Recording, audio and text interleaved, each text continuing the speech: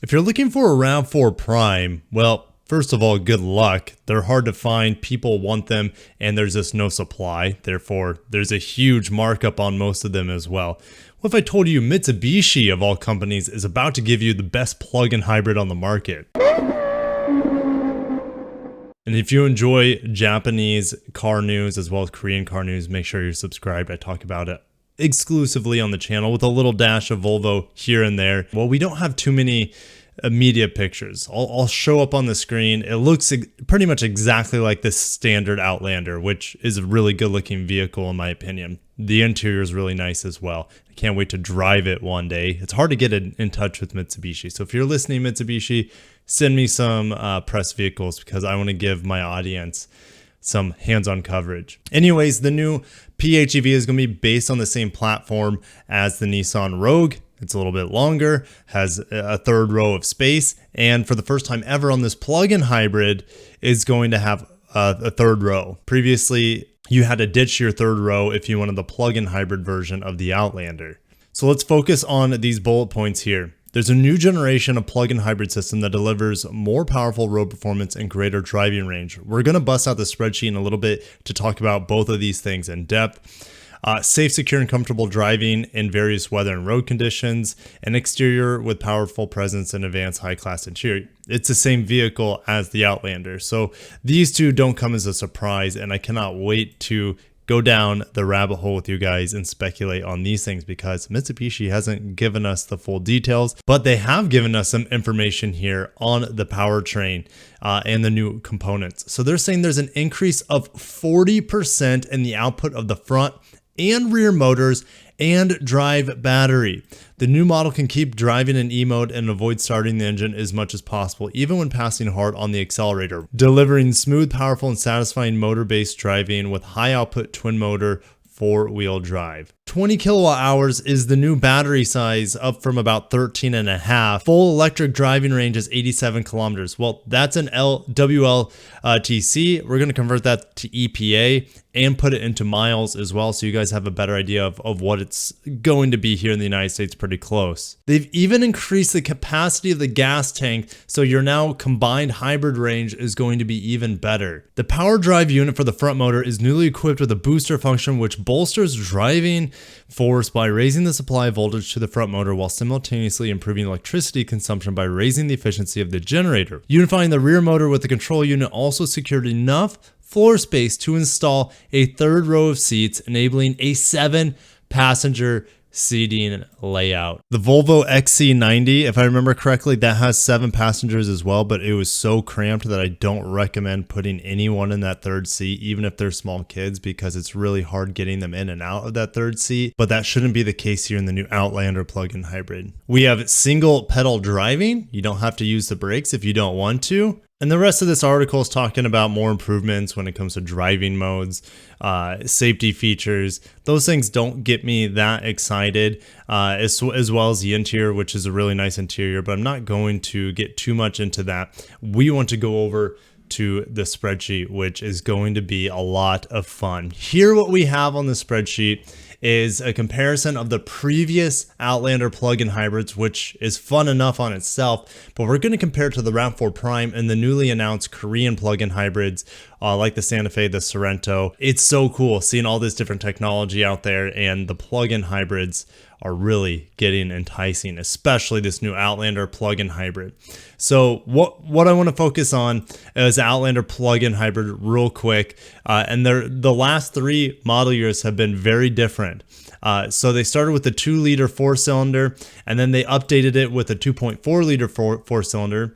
We haven't been confirmed with the new Outlander what engine it is, but I'm like 99% sure it's the same 2.4-liter 4-cylinder. So power with that gasoline engine went up, but what they also did is they improved the power output from 2020 to 2021 with the electrification as well. So the rear motor got beefed up, and your total max EV power went from 160 horsepower to 174 horsepower. Max horsepower for the system went from 197 to 221.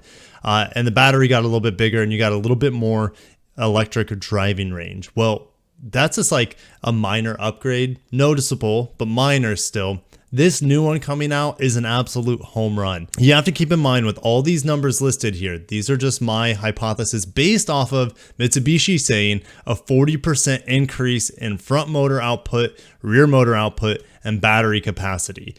So we know it's 20 kilowatt hours. They confirmed that. So let's talk about the engine, which is the same engine as the outgoing model. The front horsepower motor, if you add 40% onto 80, you get 112 horsepower, 141 pound-feet of torque.